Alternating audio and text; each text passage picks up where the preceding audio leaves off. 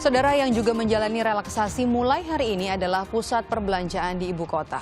Protokol kesehatan harus dijalankan dengan disiplin bagi pengelola mal, pemilik tenan, hingga pengunjung agar tidak memicu klaster baru. Pelonggaran pembatasan sosial di ibu kota masuk ke babak berikutnya. Dalam pekan ketiga Juni, giliran mal, pusat perbelanjaan dan pasar non-pangan diperbolehkan buka. Setidaknya ada 2 catatan yang diberikan pemerintah daerah DKI Jakarta. Pertama, jumlah pengunjung maksimal dibatasi 50% dari kapasitas. Kedua, pengukuran suhu wajib dilakukan sebelum memasuki lokasi.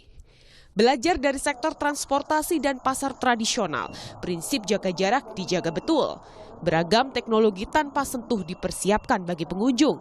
Transisi ke tatanan normal baru diharapkan dapat menambah panjang nafas peritel. Jadi pelonggaran ini sebenarnya lebih bersifat memberikan ruang ya, agar supaya para pedagang, para pelaku dunia usaha, khususnya di retail, itu bisa bertahan hidup, survive ya. Yang kalau ini tidak bisa kita jaga, ya, mereka tidak bisa survive, nggak bisa stay alive, ya kita khawatirkan ini membuat perekonomian kita nanti akan sangat sulit untuk recovery pada waktunya nanti. Ya. Jadi sekali lagi ini memang memang dilematis, tapi memang harus kita ambil. Di sisi lain, perlu diingat, kesehatan yang kini menjadi landasan ekonomi dipertaruhkan. Epidemiolog Universitas Indonesia, Tri Yunis Miko menilai, seharusnya Jakarta belum layak memasuki masa transisi mengingat jumlah kasus positif COVID-19 belum landai. Protokol kesehatan harus dijalankan secara disiplin agar tak memicu penularan di tempat publik. Kalau mal dibuka, silakan. Mal dibuka walaupun kasus belum menurun, tapi persyaratan pencegahannya harus ditingkatkan. Transisi dibuka tanggal 8 untuk perkantoran, dibuka tanggal 15 untuk mal, dibuka untuk pasar-pasar, dan menurut saya persiapan yang dilakukan untuk normal atau new normal itu belum maksimal di Jakarta. Per hari Minggu kemarin, gugus tugas percepatan penanganan COVID-19 mencatat ada penambahan 115 kasus positif harian di Jakarta. Jika diakumulasi, total ada 8.863 kasus terkonfirmasi. Dian Silitonga, Arif Rahman, Kompas TV, Jakarta. Pantauan hari pertama mal kembali buka untuk umum akan disampaikan jurnalis Kompas TV Adristia Sintia di Mall Puri, Jakarta Barat. Adristia, bagaimana pengawasan protokol kesehatan di hari pertama mal kembali dibuka ini? Ya, tadi protokol kesehatan yang ketat tentu diterapkan untuk para pengunjung yang akan memasuki area mal, terutama di bagian depan ataupun sebelum pengunjung ini memasuki area mal. Jadi di depan atau di pintu masuk area mal saja sudah dipasang beberapa tanda seperti warna kuning begitu yang dituliskan disiplin jaga jarak. Ini adalah diperuntukkan untuk para pengunjung yang akan mengantre untuk memasuki mal agar dapat menjaga jarak satu sama lain. Kenapa mereka harus mengantre? Karena sebelum memasuki area mal, para pengunjung ini juga harus diperiksa terlebih dahulu suhu tubuhnya agar dapat memasuki area mal. Untuk pemeriksaan tubuh ini sendiri, jadi para pengunjung akan mengantre satu persatu untuk memasuki metal detektor, sekaligus akan diperiksa suhu tubuhnya menggunakan CCTV thermal.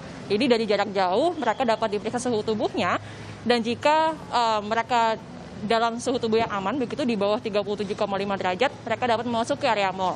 Namun ketika ada pengunjung yang memiliki suhu tubuh di atas 37,5 derajat Celcius, mereka tidak diperbolehkan untuk memasuki area mal. Nah, sebelum memasuki area mal juga, para pengunjung ini juga disediakan hand sanitizer yang menggunakan fasilitas touchless ataupun tanpa sentuh. Jadi mereka dapat mensterilkan tangannya terlebih dahulu sebelum memasuki mal tanpa harus menyentuh medium dari hand sanitizer itu sendiri. Nah, Radi dan juga saudara, tadi Wali Kota Jakarta Barat juga sekaligus memeriksa kesiapan dari Mall Lipo Mall Puri ini, di mana tadi ia juga memantau dari awal memasuki area mal hingga eskalator menuju lantai atas. Nah, di eskalator itu sendiri juga sudah dipasang penanda agar para pengunjung ini dapat menjaga jarak setidaknya minimal 2 anak tangga untuk setiap pengunjungnya. Lalu di bagian food court atau di bagian tempat makan juga sudah disediakan penanda juga, di mana biasanya kalau satu meja makan ini bisa dipakai untuk 4 orang. Namun dalam kondisi seperti ini, mal mempersilahkan satu tempat makan ini hanya diperbolehkan untuk 2 orang saja. Nah, kemudian untuk penerapan jam operasional juga berubah, yang mana nanti mal ini akan dibuka dari pukul 12 siang hingga pukul 8 malam saja. Radi. Ya, Adristia, lalu di hari pertama pembukaan mal secara serentak di wilayah ibu kota DKI Jakarta ini, apakah sudah ada toko ataupun tenan di dalam mal yang sudah beroperasi, yang sudah buka?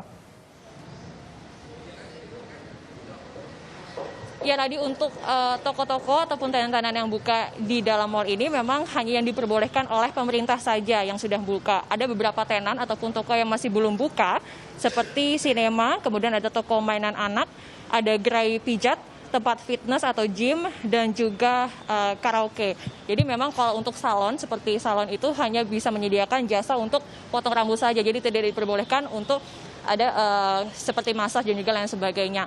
Nah, ini mengacu pada himbauan dari pemerintah untuk salah satu syarat untuk membuka mal di Jakarta. Selain itu juga untuk kapasitas masyarakat ataupun pengunjung yang masuk juga sudah dibatasi, Radi, yakni hanya 50% saja dari total kapasitas seluruh pengunjung mal. Jadi jika nanti pengunjung mal ini sudah melebihi dari 50% dari total kapasitas, maka sisa pengunjung lainnya yang belum bisa masuk itu harus menunggu beberapa pengunjung lain yang sudah bisa keluar dari mal. Radi. Ya, berarti ada kontrol dari pihak pengelola terkait pengunjung yang datang ke mal, apakah sudah memenuhi kapasitas mal ataupun belum.